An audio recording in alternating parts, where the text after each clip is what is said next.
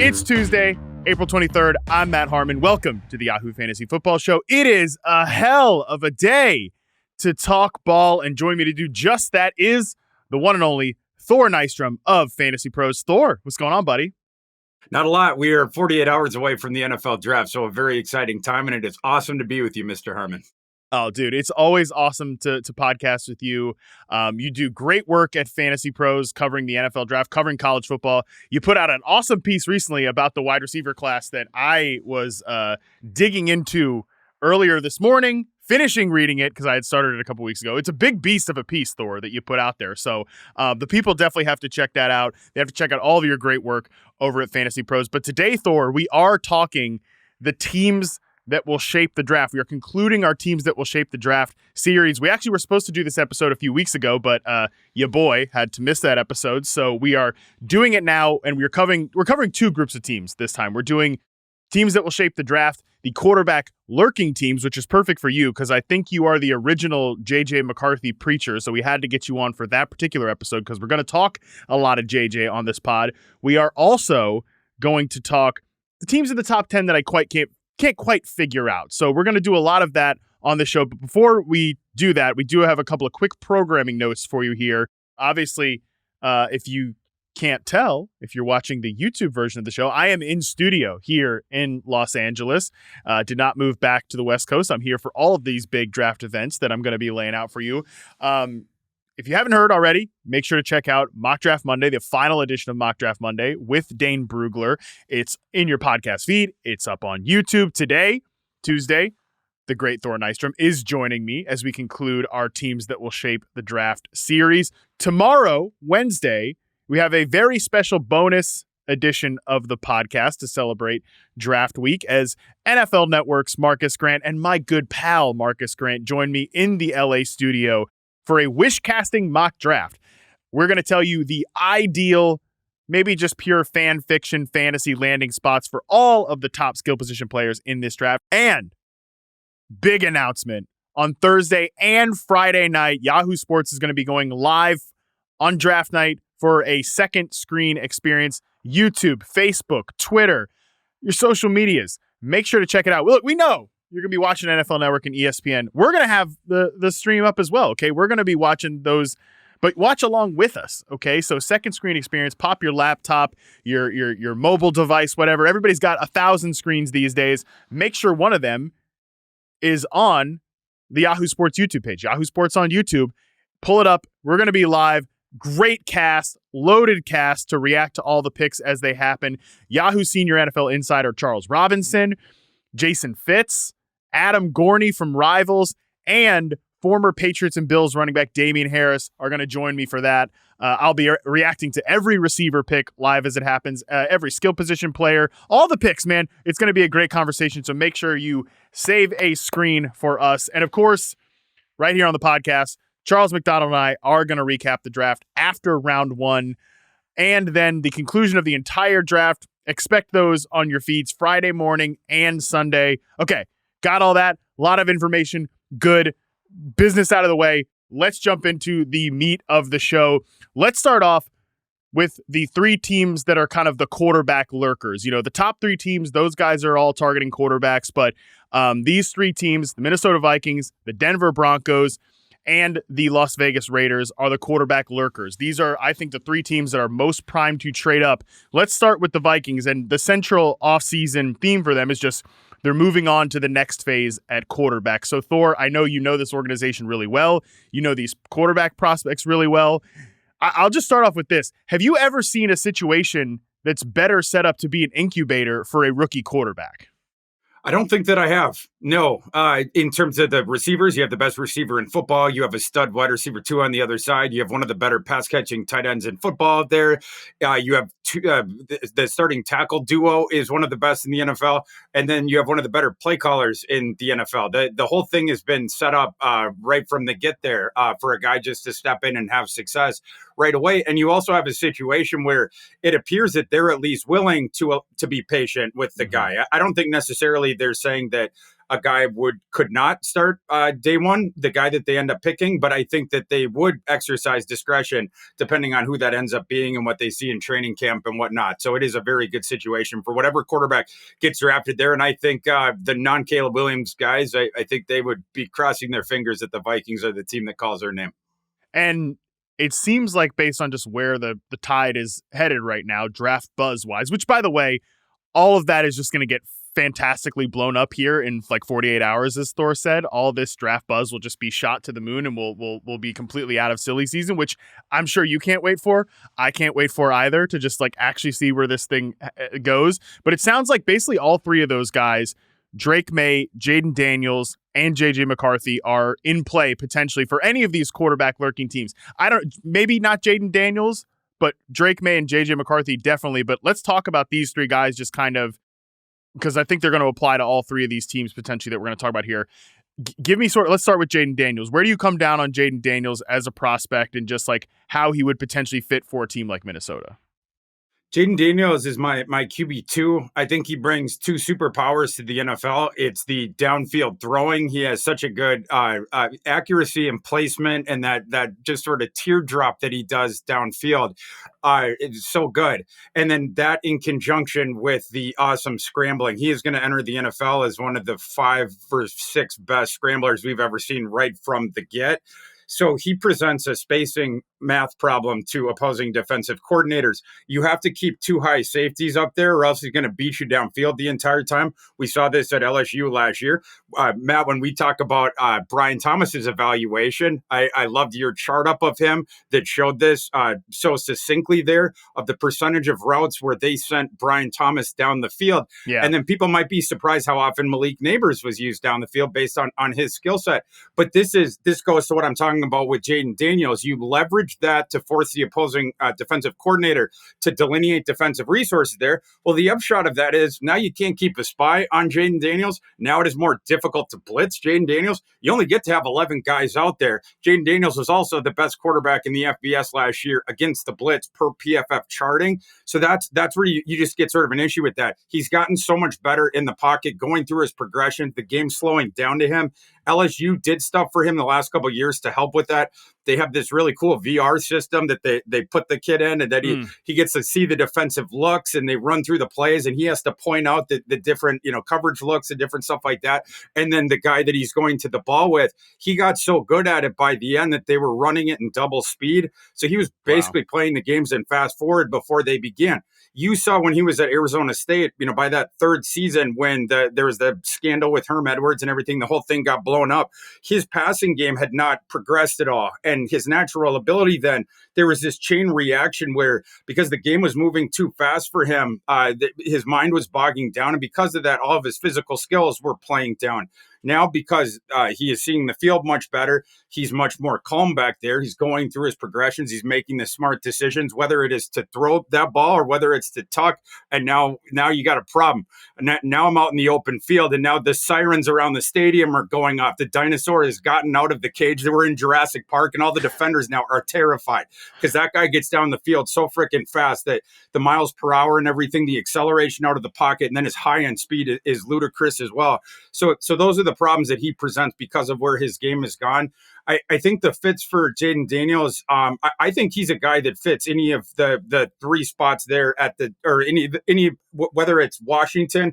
I think that there are things about his game that match what Cliff Kingsbury and the offensive brain trust there have looked for in their quarterbacks over their careers. I think he's a better fit probably for the Patriots, certainly than Drake Maye, at least initially. Yeah, because you could project him better, first of all, to play early on than Drake Maye, but also the ability to create stuff where there isn't anything right away. My concern for Drake Maye in that situation would be getting tossed in right away where the supporting cast is poor.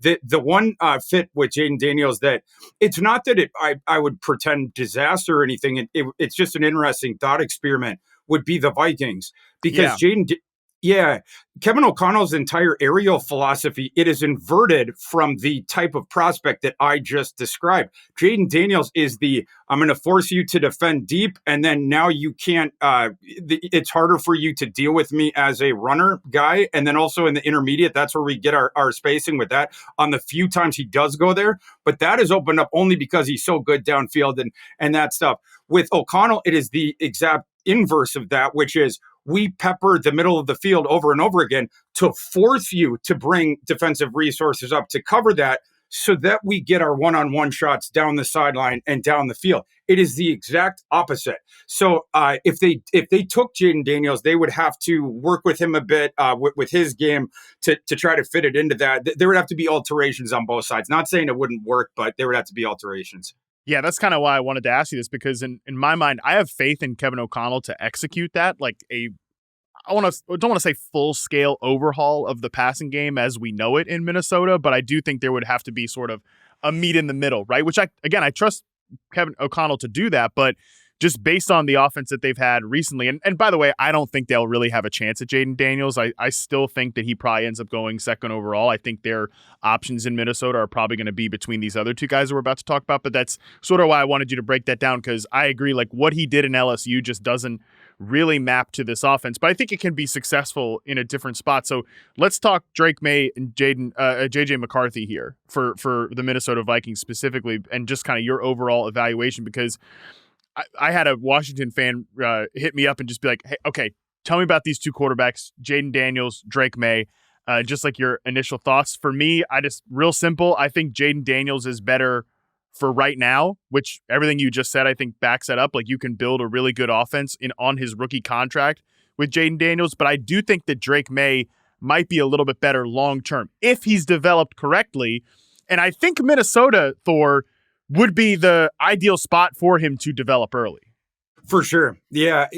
With Drake Maye there, it's you would, first of all, the patience that could be exercised initially, the system is a perfect fit for him as far as the ability to throw those heat ring intermediate throws with accuracy, with the anticipation, and have the arm strength to beat the guys coming downhill on that. That is one thing that we got to see on his college tape. Very good fit, like we were talking about before, for KOC's offense. And then, of course, that supporting cast, like we were just talking about, and then the symmetry playing for the guy that coached you in high school, everything like that. So I think that's the perfect situation. Josh McCown was the quarterback coach for Drake Maye in high school, and he's the quarterback coach currently at the Minnesota Vikings. Josh McCown and the pre-existing relationship there. The situation that I think where Maye's career could go the other way is where you're tossing immediately into a situation where you are seen as the savior. The supporting cast is not very good. And some of the weeds that are in Drake Maye's game right now, there hasn't been care to take them out before you are tossed to the wolves. And it's like, we now need you to elevate the games of all these guys around you because you're like the dude. I think it needs to go the other way. And that's how Drake Maye can play up and hit what is a very high ceiling for him and very exciting tools. Yeah. I obviously charted Josh Downs in last year's draft class, and then charting Tez Walker in this year's draft class for reception perception. I mean, that was whiplash for me, Thor. I think for Drake Maye, that had to be a pretty big case of like, wow, this was my top guy the year before, and this is my top guy now, just stylistically. Regardless of almost what you want to think about them as players, like stylistically, that's a big difference. Talk about like a third case of whiplash if he goes from Josh Downs is my best receiver to Tez Walker is my best receiver to now Justin Jefferson is my best receiver. Like that gives him, I think, a real good chance to develop if he ends up being that guy. And I like your way of saying it, of the weeds have not truly been like plucked from his game. The care has not been taken to that. I think in this situation, the care would be taken for Drake Maye. But again, ultimately, I don't know about you. I think quarterbacks go 1, 2, 3. Maybe Minnesota ends up trading to this third spot if they really do love Drake Maye, which I have heard they really do love Drake Maye. But to me, Thor, I think you make that trade for that the first round pick with the opportunity to say, hey, if we can get any of these top 4 guys, we're comfortable with that. And that brings us to JJ McCarthy, who for most people is the QB4. I don't think he's the QB4 for you because this has been your guy, man. If you followed Thor's work this draft season, you know he was one of the first people saying, like, JJ McCarthy has the tools to be a high-end prospect in the draft, not just some, like, little riser because of quarterback thirst, right? So tell the people, Thor, just kind of your journey in evaluating JJ McCarthy and why he might specifically be a really good fit with this offense. Yeah, like early on in the process, what I was responding to was a narrative coming in where I think people were basing their evaluation on the stuff coming out of the season before 2022. And I think some of that stuff was fair. Stuff like locking on to Reed, sometimes mistakes he had made with that. There was some placement issues and stuff like that. But down the stretch in 2023, as they played this procession of murderers row defenses, as they won the Big Ten title, then reached the college football championship because JJ McCarthy stormed back in the second half from a double-digit deficit against Nick Saban and that nasty defense of Alabama, and then won the national title, beating Penn Not State, bad. Ohio State, Iowa. Not bad. Alabama, not bad. And then Washington in the title game as a 20-year-old true junior. JJ McCarthy's game had elevated. It was just so clear watching it week in and week out. Does he have the counting sets that some of the other guys do? No, because he doesn't get to throw screen passes every first down against the 80th ranked defensive strength on average like Bo Nix did. JJ McCarthy had to play the 38th ranked average defensive strength every single week. JJ McCarthy did not take a fourth quarter snap in 7 of the 15 games because Michigan was flogging their opponents. So JJ McCarthy had 2 games taken from him because of this, was playing the much better defenses than any of the top 6 guys on average. And then he did not have the empty calorie stats. When were JJ McCarthy's stats accrued? In the highest leverage situations possible, i.e. throwing on third and medium, third and long, when the defense knew what was coming, the high leverage spots against the best defenses in the nation. Again, Penn State, Ohio State, Iowa, Alabama, in those high leverage spots on the biggest stage. And that's where he succeeded wildly. The only reason the Michigan offense worked, it was because they were dominant on third down and medium, third down and long. It's not a sample size thing. JJ McCarthy had more of those type plays than these other quarterbacks as well. It's not just the success rate on it. That's why they were able to play the way that they played, because they had this trump card. The Michigan offense needed JJ McCarthy more than the other way around. We would have had a different national champion if Michigan did not have JJ McCarthy on its roster. So you have this 20-year-old true junior that wins the national title going back to high school. I believe he is 61-3, had 2 state titles in high school. One of them you could consider a national championship. That was the last year at IMG. Kid's a winner. People want to say that he was carried there by Michigan. Give me a break. The year before he got there, Michigan was 2-4. They were so bad that people wanted Jim Harbaugh out.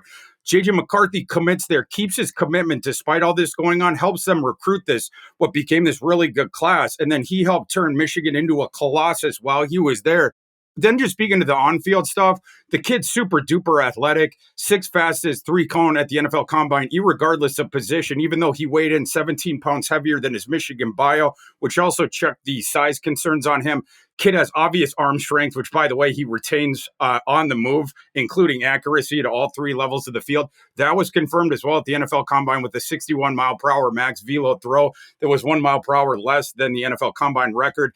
The accuracy with that kid, he was number 5 in the FBS in catchable throw rate last year. And I mentioned how good my favorite thing about his projection going to the next level is a lot of quarterbacks athletic and have a good arm. Not a ton have those things working together in conjunction when they're on the field. McCarthy is one of those guys, extremely creative and takes his mechanics with him on the run. Eyes downfield, upper body cocked to throw with the throwing platform under him when he's moving around in the backfield, no matter what. That's how he can get the ball so quickly, and how he sees these guys moving down the field, even if it's on the outside the opposite hash. He was 72% and change completions in the aggregate last season, 71% and change while scrambling. Accuracy, completion percentage. It's incredible to only lose 1 percentage off that on the move. To give you for instance, Michael Penix, while he's scrambling, lost over 20 percentage off his completion percentage. Everyone loses more than that, but McCarthy really close because of those reasons. A prospect who was undersold coming into the process, and the narrative has caught up to reality on that.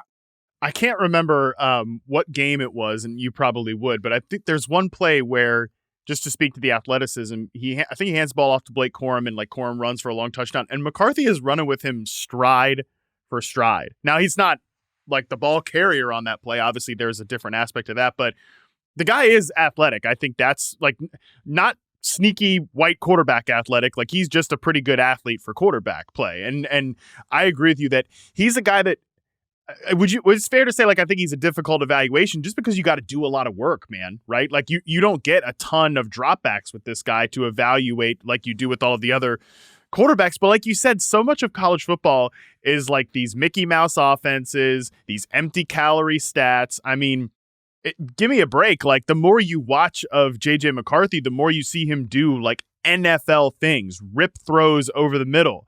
That was the thing that stood out to me watching Roman Wilson is like, there are times where I'm like, is that open?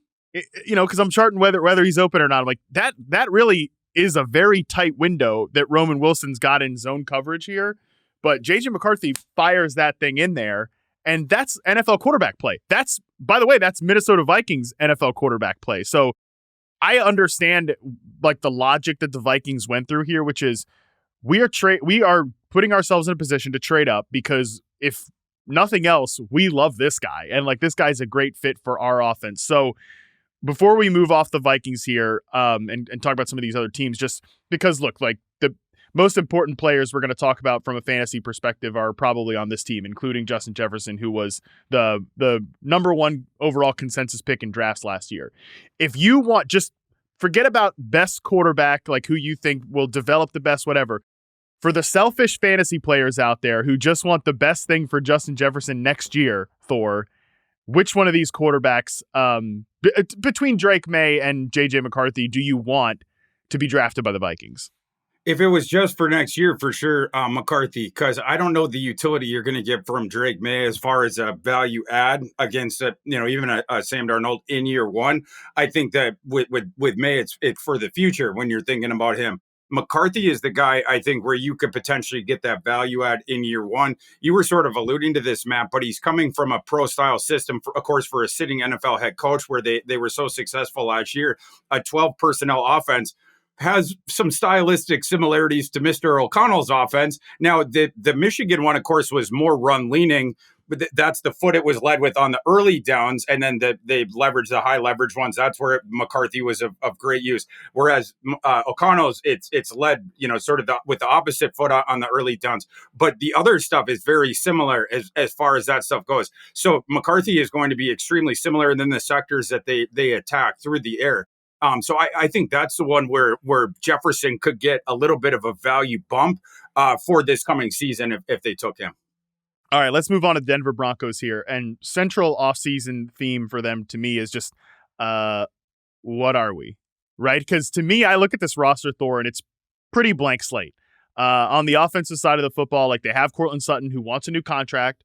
He didn't report to offseason activities earlier a couple weeks or last week, so he wants a new contract. Maybe he deserves one, maybe he doesn't. I don't know. The rest of the receiver core is pretty up in the air, right? Like Marvin Mims didn't show us too much as a rookie. Josh Reynolds is like a solid starter. The backfield is sort of committee based. It's very murky, right? But I think the one thing that we can say with certainty, Thor, is that you're not running into the season with a quarterback room of Jarrett Stidham, Zach Wilson now. Sorry for not doing breaking news analysis on the Zach Wilson trade yesterday. I was flying in here to LA, so didn't get a chance to cover that backwards and forwards. But Zach Wilson and Ben DiNucci, they want a new quarterback in this draft. So again, put your GM hat on here, Thor. Of these guys that they could realistically trade up for, let's put like Bo Nix and Michael Penix aside for a second. Which one of these guys do you think fits a Sean Payton offense best? Because that's a little bit different than the offense we just broke down. Yeah, I think I hate to put it this way, but whoever they can get access to, and I'm not sure that they'll get access to any of them. But I think Sean Payton would take whatever he could get vis-a-vis those top four quarterbacks. Desperation is a stinky cologne, and boy, are they desperate. You lay out the top three quarterbacks they have right now. I totally agree. They're coming out of this draft with someone at least they feel that they can start next year. I just don't think that they're going to get access to one of those top four guys. But I think whoever it would be, if there's a scenario where one falls a little bit deeper. And for whatever reason, the Vikings aren't able to make that move up. And I think this scenario would probably require that the Giants pass on QB4, but then somehow the Vikings are not able to get their trade up. Or maybe it's the Vikings that have traded up with the Patriots, which then erases the Patriots from that board. And then maybe the Broncos beat the Patriots back up the board for a fallen QB4. Outside of that scenario, I think with the Broncos, you're probably looking at those sort of tier 2 quarterbacks, which for fans of the Denver Broncos, I hope is at least done with discretion on day 2, as opposed to the egregious reach that it would be at number 12? 12. Or at least trading to the back end of the first round. Bo Nix at number 12 would be one of the great, most audacious reaches that we have seen over the last decade in the NFL draft. Yeah, I agree with you. I think Bo Nix is fine. I don't think he's a guy you want 12th overall, right? Like, I think you can have him maybe at QB5 if you just like his style. I think it's a debate. I think that's perfectly fine, but he's probably, like, I outlined this situation in an article I just wrote for Yahoo. I outlined a scenario where, from just, again, pure selfish fantasy stuff, I think this would be nice for Denver. You take Brock Bowers at 12, and then that desperation that you mentioned there with Sean Payton, that overtakes you to a point where you give up future assets because, look, he's the head coach. He doesn't care about future picks. Like, oh, it doesn't work out in Denver for Sean Payton. He's just going to retire and go back to TV. It doesn't matter. None of this matters for him. And then he gets back up into the late first round, maybe early second round, and takes Bo Nix. Like, I actually think then you've got something on offense. Whether it's good team building or not, different discussion. But I think you've got something on offense if you take Brock Bowers at 12 and you get back up for Bo Nix. But I agree with you that Bo Nix at 12 is a little crazy. I will say this, though, Thor, again, the D word, desperation. I do think there is enough desperation from Sean Payton's side, just from the Broncos in general. Like, I mean, even the GM, George Payton, he's definitely desperate. He's somehow clinging on to his job after the Russell Wilson debacle here. So he's somehow clinging on to this job. Could we see a situation where the Denver Broncos, like, maybe they give up Pat Surtain and a bunch of future picks to get up to 4 for McCarthy? I do think that is in play. Like, I think they are desperate. I think they're desperate enough to outbid the Vikings is kind of the vibe that I'm getting from the team. Yeah, they definitely could go YOLO. It's, one of the scenarios. The only issue with that is being capped out, and then they don't have all their draft equity because of some of these other moves that they made in the Sean Payton trade and different stuff like that. It becomes, if you do that and you're like, let's just go YOLO, blow up our next 2 drafts and give someone a contributor on our current roster, it becomes you have no assets and then this barren roster. It's like, yeah, sure, now you have the quarterback of the future, but what do you have else? around? It's a wasteland around him. Yeah. Well, you Thor, as the if McCarthy is the guy there, as the, like I said, the chief conductor of the JJ McCarthy Express. In 3 years, you'll be like, you guys can't. Hey, you people over there, you can't judge JJ McCarthy. He's got no one around him. Okay, he's not working with anybody. So that is the situation that Denver would find itself in for sure. But again, I think the desperation is there. And I think, like, from a stylistic perspective, I actually do think, if we're strictly talking McCarthy, I think he would fit in this offense pretty well, because we think so much of, Sean Payton's offense as the later portions of Drew Brees' career and stuff like that. But early Drew Brees time in New Orleans with Sean Payton, they're really pushing the ball over the middle of the field on play action plays on the back of a very, very good run game. I don't know if they'll have a great run game in Denver, because I'm kind of iffy on the backs there. I don't know how you feel about it, but overall, I think that he would map well to that style of Sean Payton's offense. For sure. Yeah. And there's stuff that you can do. The Brock Bowers to Denver is one that I like if he ends up getting there, and then manufacture it with the day 2 stuff. As far as Bo Nix goes, I have nitpicks about the tape, which, I don't know if you want to get totally into the weeds on that one, but sure. Go for it. Okay. Well, people like they see my board and I have Bo Nix at the end of the 3rd round. And then I get these questions like, why do you hate Bo Nix? It's not that I hate Bo Nix. I think I've seen more of Bo Nix over the last 5 years than anyone outside of Bo Nix's family members. And it goes beyond that. I've watched Bo Nix so many times over this spring, watching the cut-ups over to be like, what am I missing with him? To me, the late 3rd round is being optimistic about Bo Nix. Someone show me where the beating and like the things that translate to the NFL are on his Oregon film, which is the only thing that you can point to because that is where the box scores stats were accrued. The Auburn stuff obviously was not very good in any facet. When he moves over to Oregon, the accuracy numbers juice up, the yards juice up, the touchdowns juice up, and people want to think that makes him a first round prospect. No, it's because the offensive system inoculated him from the things he was struggling with at Auburn, which is sitting back in the pocket, going across the progressions, surveying his options, making the correct decision. Important point, after the snap, while the bullets are flying, and then doing that and then making the throw downfield. He doesn't do that. He doesn't do it effectively, at least. That's why he ends up leaving Auburn. And then it doesn't denote the pass rush either. What you see at Oregon, a metric ton of his production came on throws either behind the line of scrimmage. His tape, it's just this procession of the first down, like snap, the field is spread for him. He immediately knows where it's going because it's a numbers game. What Bo Nix is doing in that system, he counts the numbers on both sides of the field spread out for him. He knows where the number advantage is. That gives him the pre-delineated read. So on the ones where it's just throw it to the guy on the left, and then he's got the blockers in front of him, now you get the free yak yardage. He went something like 123 for 125 on throws last year behind the line of scrimmage. And people want to be like, he's the most accurate quarterback in the class. It's like, if an NBA player only shot layups or that was a majority of his things, would you say he's a better shooter than Steph Curry? Like, are you kidding?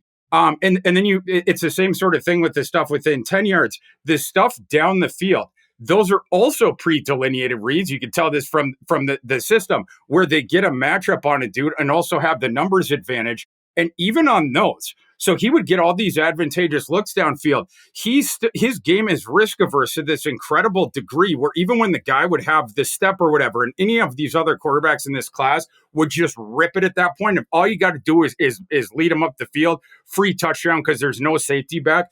You saw this over and over again with Bo Nix where he would baby lollipop the throw towards the pylon because that guaranteed there was a 0% chance that the defender could make a play on the ball. Well, he wouldn't have been able to make a play on the ball if you had the NFL oomph on your arm to do the bullet thing over and get it up high there. But that's where the risk aversion comes in with him. And again, all those answers are given to him in advance. I saw it over and over again on the Oregon tape last season when he's accruing these, bazooka stats. Bo Nix missing wide open dudes all over the field because he is locked in on that answer that he got before the snap. And I realized the stats were good, but understand the context of where those stats came from. And again, in addition to all this, he had the good supporting cast around him in this very cleverly constructed offense. And Oregon played the average 80th defensive strength last season. So it was against an FCS team. And then Stanford, who had this dog, you-know-what defense. Colorado, the underbelly of the Pac-12 in this gimmicky offense, a bunch of screens and all pre-delineated reads. That stuff does not translate to the NFL. No, yeah. And look, I think Bo Nix makes sense in this particular offense here in Denver. But overall, like there's a lot of offenses I don't think it makes sense for. And even still, like I said, I like Bo Nix as like a day 2 quarterback because I think he can he can give you functional quarterback play, potentially even early in his career. But 5 years from now, Thor, even if it's Sean Payton, even if it's this offense, he's having that Jared Goff conversation with himself where it's just like, and like that's nice. Jared Goff, like that's a compliment to say you're Jared Goff, right? But he's having that Jared Goff, Sean McVay conversation with himself where he's like, am I running into a hard ceiling here? Am I running into a hard ceiling with this quarterback? And I think the answer is going to be yes, right? Like I think best case scenario, Bo Nix is Teddy Bridgewater, which by the way, that's fine. Teddy Bridgewater, good player. Like he's had some moments in the league, but I don't think you take Teddy Bridgewater at 12 overall. Like I don't think you take that career path at 12 overall. For sure. And by the way, Teddy at Louisville, definitely better than Bo Nix. I'm saying like who Teddy Bridgewater became, right? For sure. Yeah. But like Bo Nix, I think a guy from the past couple of years that is like that for fans out there would be Kenny Pickett. It was a very similar go back to Kenny Pickett's last year at Pittsburgh. Kenny Pickett, the 4 years before that, hadn't been very good, which you could evoke to Bo Nix's time at Auburn. Then they bring in an offensive coordinator who had a very, very clever system to address the deficiencies in Kenny Pickett's game. And they also had a guy named Jordan Addison. And so what they did, it was like this levels passing system, very similar to what they got with Bo Nix, where Kenny Pickett would count the numbers pre-snap. When they had the look of the screen pass on the outside, they did it every single time. So now, and then you eventually had to bring the defense up because they just kept gouging you. Free 4 yards, free 5 yards, free 6 yards, right? It just literally free completions. You'd have to bring the defense up. That's when they started attacking the intermediate. So the three guys out on the left or whatever, then they would start flowering out to the intermediate as opposed to the screen, and then we block. Now the defense is up, so that becomes a little more difficult, and it started to get confusing about who's going where. And then, of course, you had a first-round NFL route running off of Odunze and Jordan Addison, who is the one where all the defense was like, where's that guy? Where is he going? Whatever. And then from there, it flowered out to the deep shots. But it was the same thing of the pre-delineated looks, all based on the defensive numbers pre-snap. That's how Kenny Pickett accrued that the enormous jump in his accuracy from that just dose of screen passes out there to Addison. And then when we started to go downfield, it was in response to the defense moving up to take away the freebie stuff, and then throwing it in one-on-one advantageous looks to a first-round NFL receiver down the field when he had already beaten his guy. Yeah, I actually think Kenny Pickett's a pretty good comp for Bo Nix. And, the Steelers got tired of Kenny Pickett a lot quicker than I just outlined for, like, Sean Payton getting tired of Bo Nix. So I do think that's a pretty good comparison there. Let's move on to the Raiders here. Again, central offseason theme for them is just an identity transition under Antonio Pierce. We know what they want to be, right? We saw it at the end of last year. They want to run the ball successfully. They want to take shots downfield. We had Daniel Jeremiah on the show and for Mock Draft Monday, and he was like the first one that I saw making the Michael Penix to Raiders connection, and that does make sense in my mind. Although, Thor, I will say this, like, if they wanted to get aggressive, which of the three teams, I think they're the least likely to trade up. But let's just play hypothetical because we're 48 hours from the draft, and what the hell else are we supposed to do other than do a little bit more fan fiction here for draft season? I think if they did trade up, like if McCarthy fell a little bit, I actually think this non-Minnesota, like of the non-Minnesota teams, I think this might be the best spot for him to land in because I think he could be incubated a little bit because Gardner Minshew's there and he's like a functional quarterback. And I mean, Devontae Adams on dig routes and crossing routes with JJ McCarthy when he gets on the field, I can see McCarthy succeeding in this environment. For sure. And stylistically, I'm with you. I think the only, and I'm with you also on the, I'm not sure that Las Vegas goes YOLO and that ends up being the prerogative, with one potential long shot exception. That would be for Jaden Daniels. And the reason for that is the pre-existing relationship, of course, with Antonio Pierce and Jaden Daniels. There's been some smoke that Jaden Daniels would like to play for Las Vegas. I know that Antonio Pierce would love to have him again. Antonio Pierce helped bring Jaden Daniels out of high school to Arizona State before that whole situation blew up, like I was talking about before. But they are still very, very close. I think that's and Matt, I totally agree with you. They have less desperation than the Broncos and the Raiders. It's not like they are replete with draft assets. They have competent, like their quarterback room isn't awesome, but competent-ish guys in Minshew and then O'Connell, who they got last year. I think they're better off using the first rounder on something else. And then whether it's would be very late first if there's a trade scenario, or whether it's very early second if you want to go Penix there. But I think the only scenario of going YOLO up the board, which again I see as a long shot, it would be for Daniels. But I agree with you as far as the overall offensive environment there for a young kid if something like that happened. Yeah, hey, Antonio Pierce, you were too good, pal. You're too good to get your guy Jaden Daniels. You shouldn't have won so many games. And then, of course, you win so many games. That's probably why you have the job. So, listen, it's a double-edged sword there with Antonio Pierce. But, yeah, I do think, hey, Devontae Adams, Jacoby Myers running some slot fades, some boundary routes for Devontae Adams at least. That would be awesome with Jaden Daniels. That would be an environment, I think, where he could succeed and be like a potential fantasy difference maker in year one, honestly, could Jaden Daniels if he landed in this spot. But I with you that I ultimately don't see that happening. I think they either reach for a quarterback like a Michael Penix in round one, or they hopefully just take him in round two. I think that would ultimately be best for everyone involved. All right, Let's take a quick break. When we come back, we'll run through 3 teams in the top 10 that I can't quite figure out. All right, we're back. Let's talk New York Giants here. One of the 3 teams in the top 10 that I can't quite figure out. Central offseason theme for the New York Giants is, where are we, right? Broncos were, what are we? I don't know what the hell the Broncos are.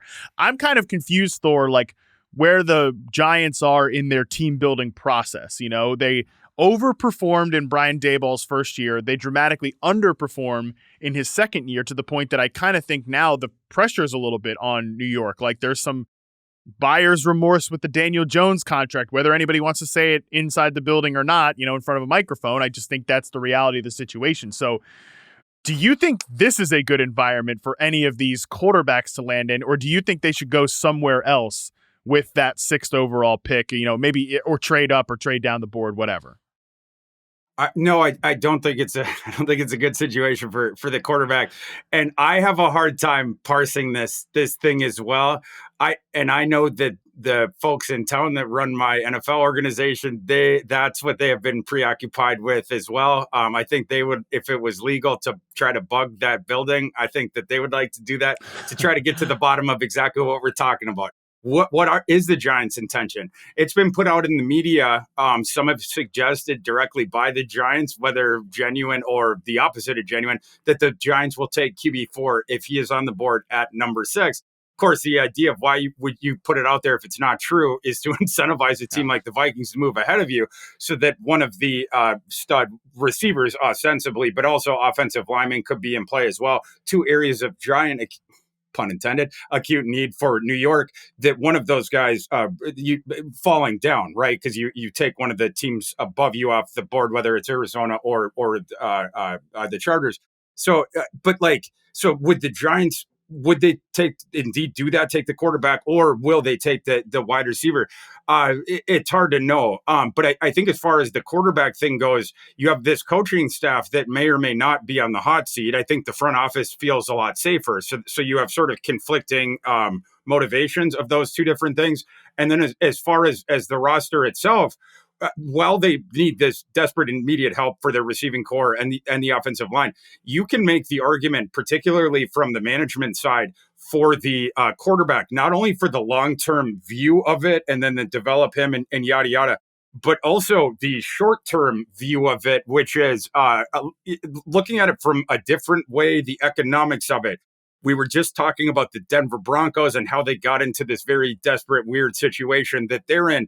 They made a mistake with the quarterback contract. And at the end of the season last year, this led to some drama where the Denver Broncos could not risk Russell Wilson being hurt after the season when they were allowed to release Russell Wilson, because if he was injured at that time, they wouldn't be allowed to release him. And past a certain date, whatever it was, when the league calendar switched over, that would mean that Russell Wilson's next season, there was one more year where it would be guaranteed. All the year of that contract would become guaranteed. Then you can't release him when Denver did. So They were able to move on. That's why they benched him at the end of last year.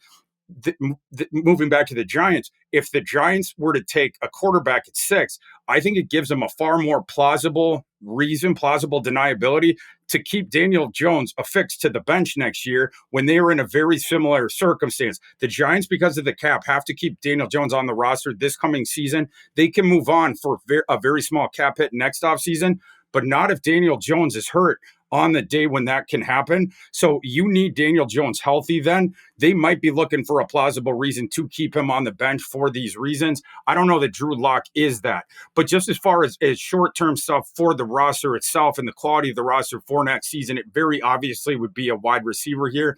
But this is all the different factors that Kwesi and those guys are thinking through when thinking, do we absolutely 100% need to jump the Giants in order to get that QB4? Yeah, and like, hey, is Daniel Jones going to be healthy at the end of the season when we want to try to bench him to get away from these injury guarantees? Is Daniel Jones even going to be healthy week 1, right? Like, this guy's coming off an ACL tear, and he's had a recurring neck issue at the NFL level. Like, there's been a lot of injuries even just before considering what might be happening at the end of the season. So if they want to take a quarterback, like, they're, I think, justifiable. By the way, just, like you mentioned, saving your own ass here. Like, you take a young quarterback, you can say, like, can't fire us at the end of the year. We're trying to develop these guys. I don't know if any NFL owner actually thinks that way, if they ever actually take that into account. I think like they mostly just fire the guys they want to fire regardless of the quarterback plan, and like somebody else will fix our mistake. They did that with Daniel Jones, to be honest. So I don't know. I go back and forth on the quarterback thing with the Giants, but overall, I'm with you that receiver or tackle is probably the spot here. I mean, they did sign Jermaine Illuminor to be the right tackle. Andrew Thomas is a stud at left tackle. But, I mean, this is another team very similar to the next team we're going to talk about where you can say it looks good on paper, but you know how it's going to go in with injuries in the season. You can't have too much protection. So as much as we're talking about the Chargers all the time, Thor, as a wide receiver or tackle team, I do kind of think we have to consider that with the Giants here. But it sounds like you think when they get on the clock there at 6, hypothetically, this is what happens, they should just lock in and take one of these stud receivers. I think that's what I would do in their situation. If I had a job in that building, I think certainly on the coaching staff, I think that's what I would want to do. But I understand the motivations on the other way that could push it to quarterback. It's just that then you're truly punting next season. They don't have a viable receiving core, and I still have major concerns about that offensive line. So it's like you're almost sending next year's roster in lambs into a slaughter if you don't delineate it to short-term help that pick. I mean, all these teams that we've talked about, like, okay, I can see them being a good incubator for a quarterback. I mean, you're running out of receiver core, and look, it's a deep draft of receivers. They can take someone on day 2, whatever. But like Darius Slayton, Wan'Dale Robinson, Jalen Hyatt, Isaiah McKenzie, not good enough. Okay, Darren Waller, is he even going to play this year? He has not decided that, and he said he's not going to decide it, but on anybody's timeline other than his own. Which, hey, it's his prerogative. He should do that. The running back position, man. Like they have to take a running back in this draft, in my opinion. Devin Singletary at the top of the depth chart, not good enough. That would easily be, I think, is it a worse situation than Denver? I think it might even be a worse situation than Denver, just because at least in Denver, you've got one go-to guy and you have a proven play caller where I'm kind of back and forth on Brian Daboll and the Mike Kafka brain trust, because loved what I saw the first year, kind of hated what I saw last year. So if I'm the Giants too, I'm locking in on one of these playmakers. We'll talk about this on tomorrow's podcast as to which wide receiver I think they should take. So I won't spoil that for tomorrow's show. But let's talk through the Jets here, who are in the similar situation that we just talked about. Offensive tackle, wide receiver, Thor. You put Band-Aids on those position. What's the meme with the giant leaking glass and they slap the tape on it and like fixed it? Flex Seal. There it is. They flex sealed both of those positions in free agency with Tyron Smith and Mike Williams. But we know those are not. Take a look at the help section in your Alexa. Alexa Flex Seal just. Yeah. Shout out. The Flex Seal just got Alexa. Amazing. Hey, don't Amazon sponsor the podcast, please. Look, we're getting Alexa in the show. Okay, Alexa. Enough of you already. Look at the help section in your Alexa app. Not to disconnect it. The Jets need help still at help. Talk about the help section. The Jets still need to read the help section at the offensive tackle and wide receiver position, despite putting the Flex Seal Band-Aids of Tyron Smith and Mike Williams on there. So Thor, put yourself in Joe Douglas's shoes, or Aaron Rodgers, whoever the real GM is here. Where are you thinking at that 10th overall selection? Or are you even maybe considering like a trade down and collect more assets type of thing? Well, we've been talking about lingering teams in on this episode, and the Jets, they're not a lingering team for the quarterback, but they are a lingering team for Rome Odunze. I hear that they really, really like Rome Odunze, and if Rome Odunze starts falling down a little bit, his range has been in that 8-9 window, so it doesn't have to be by much. Could he even fall through the wickets all the way to them? But I know that they're going to be making phone calls up 8-9 with Rome Odunze there. If they're in their spot, Rome is taking a couple spots ahead of them. I think that's where it comes down to the Brock Bowers against the offensive lineman discussion. I still buy Brock Bowers if they don't get access to Rome Odunze, because I think you need to add more weapons for Aaron Rodgers. And they did do their at least short-term Flex Seal on that offensive line, which that's all you're concerned about with the Aaron Rodgers window that has been afforded to you. You need to do a little bit of that thing with the weapons that he has. They could use upgrades at both the tight end position. I only put it in air quotes because I don't consider Brock Bowers. He's just the guy you get the ball to any way possible. He's going to advance it forward. And then also in the slot. So and obviously a position that Brock Bowers can be greatly deployed out of and give you options as far as that goes. So I think whether it's Odunze and you fortified that receiving core greatly, or whether it is Bowers, I think that those are the top two guys on their list that would be realistic in that slot. Yeah, folks who listen to this podcast know that I'm a little concerned about the Brock Bowers, Nathaniel Hackett, galaxy braining. I don't know that I trust of any coach to deploy Brock Bowers in all these creative ways we want. I don't know if Nate Hackett's the guy to pull it off, but Rome Odunze would make so much sense. I mean, he's a guy in a high-end range of outcomes I compared to Devontae Adams' game stylistically. We know that Aaron Rodgers obviously has a history with Devontae Adams. He has a history with maximizing this type of wide receiver. I think that would be ideal. I don't know. I mean, I guess if they just sacrifice their third rounder, right, potentially to move up a few spots, or maybe they have 2 fourth rounders, so potentially maybe that's what they could do if they need to just jump from 1 to 7 or something like that. If he starts to fall 1 to 8, I think the Falcons would gladly drop down a couple of spots to still take one of the top defensive players. I think the Bears, even a pick swap with the Bears, if some teams are trying to trade ahead of the Jets, I do think the options are there if they want to go with Rome Odunze. But I'm a little more tackle leaning than you are, it sounds like, in this spot, just because what I don't want to have happen is Tyron Smith gets hurt and then Aaron Rodgers gets hurt right after. That's my nightmare if I'm Joe Douglas. But I mentioned the 7th overall pick. One of these teams that could potentially be a trade down team is the Tennessee Titans, who, Thor, I don't even know if they really fit in this exercise anymore, because when I first mapped out the podcast schedule, that was prior to, in terms of the topics, they were one of the teams in the top 10 that I can't quite figure out. That was before their free agency, where in free agency, Thor, central offseason for the team, what they told us was, we're pushing. We're trying to win right now, and we think we can do it with Will Levis, at least to some degree. There's some degree of confidence there because they signed Calvin Ridley, they bring in Tony Pollard, they add some players on the defensive side of the football, L'Jarius Sneed, Chidobe Awuzie, kind of patch that cornerback position up. So now it just seems like the Titans in every mock draft are locked into Joe Alt, or if Joe Alt goes 5th to the Chargers, the mock drafter just gives them the next best offensive tackle on his or her board. Is that how you see this playing out with Tennessee? And I do want you to address that if Joe Alt is off the board. Well, number one, is Joe Alt your offensive tackle 1? And if he is, who's your number 2, and who should they kind of lock in that situation? Yes, Joe Alt is amazing. And I'm not just saying that because his father went to the local high school that I live right next to in Columbia Heights, and they're from around here.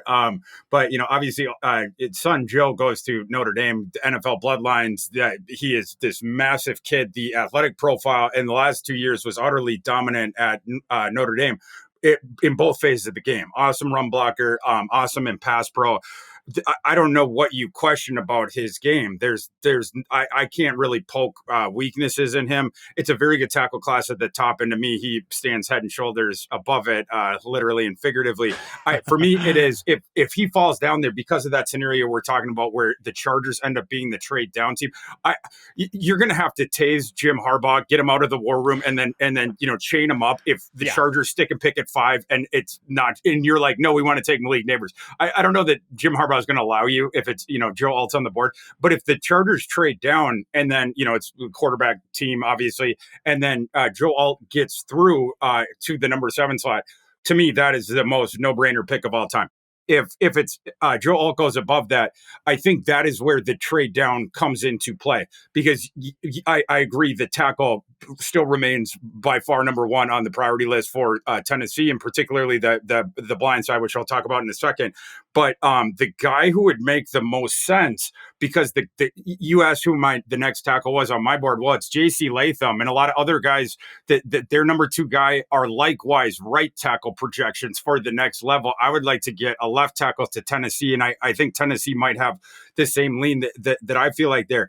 But would they have Fatanu or Fashanu up that high? Olu Fashanu as well, a guy who draws many different opinions on both sides. Yeah. So it would make sense for Tennessee to move down. But those are the only 2 guys I think you could argue could be long-term left tackle guys. Fashanu being the one guy who is obvious. If Fashanu can't make it at left tackle in the NFL, he is in trouble. But he is the pure pass blocking guy, which I think is very important in the case of the Titans, because what is Will Levis's game? What did we talk about all last process?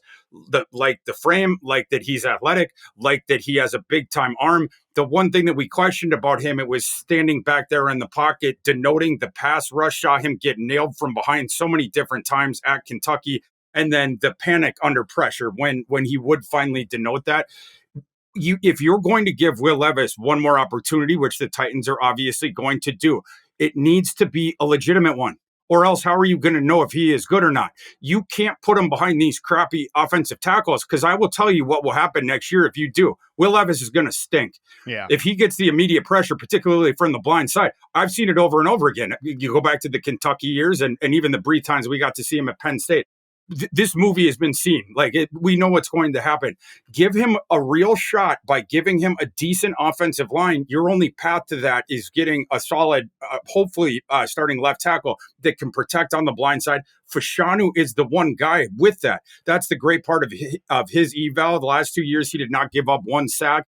The run blocking with him is the question, and that's why he might fall down a little bit. But that could present a trade down opportunity for the Titans. If Alt is there, stick and pick, get that card in real quick. If he's not, you can do a little maneuvering down the board, because I think some of those guys that are ranked a little bit higher, at least for me, some other evaluators as well, they're the right tackle guys. But Fashanu, Fatanu, I think would be the two guys for the Titans. And I think you could move down a little bit and still get one of those guys. Yeah, and again, trade down potentially with the Jets. We just sort of outlined that situation. Yeah, Will Levis, the Titans overall were second highest in sack percentage last season. Obviously, Ryan Tannehill started for them as well. But, man, I think they'll be right up there again, because Will Levis is definitely a sack eater at the position, unless they get a guy like Fashanu, who I think that does make sense. Like, he's not a guy you see mocked that high very often, but if they're just looking for a pure pass protector, which they should with those receivers that they've kind of accumulated, I like that line of thinking there. Well, Thor Nystrom, you are the man, buddy. We covered so much ground in this episode, and it was a long time coming because we had to push this one back, but well worth the wait, my friend. Appreciate you joining the show. Tell the people what they can look for from you from a coverage perspective this draft season. Dude, thanks so much for having me. It's always a blast to talk to you. I'm the biggest fan of your work and the depth of the weeds that you get into at the receiver position. I'm a huge fan of yours. So really appreciate the opportunity to talk to you. You guys can find me on X at ThorKU, and then at Fantasy Pros, just dropped the 500 player big board with 500 comps. You can find that at fantasypros.com. 500 players, people. 500 comps. / Thor 500. And then on Thursday and Friday night, Fantasy Pros, as the draft is going, we have live shows on our YouTube channel. So check that out if you want a second screen experience for the draft. Third screen, you the Yahoo screen, the main screen, and the fantasy. 3 screen this thing. Put all the different screens up. Yeah, I know you got them. Everybody's got TVs, connected devices, laptops, whatever. So make sure you do that. That is going to do it for us today. Appreciate you again, Thor. We are going to be back tomorrow with our bonus podcast this week. NFL Media's Marcus Grant. Oh my God, Marcus Grant is going to be joining us in the LA studio as we wishcast the best skill position players to our favorite teams from a fantasy perspective tomorrow. Until then, we're out.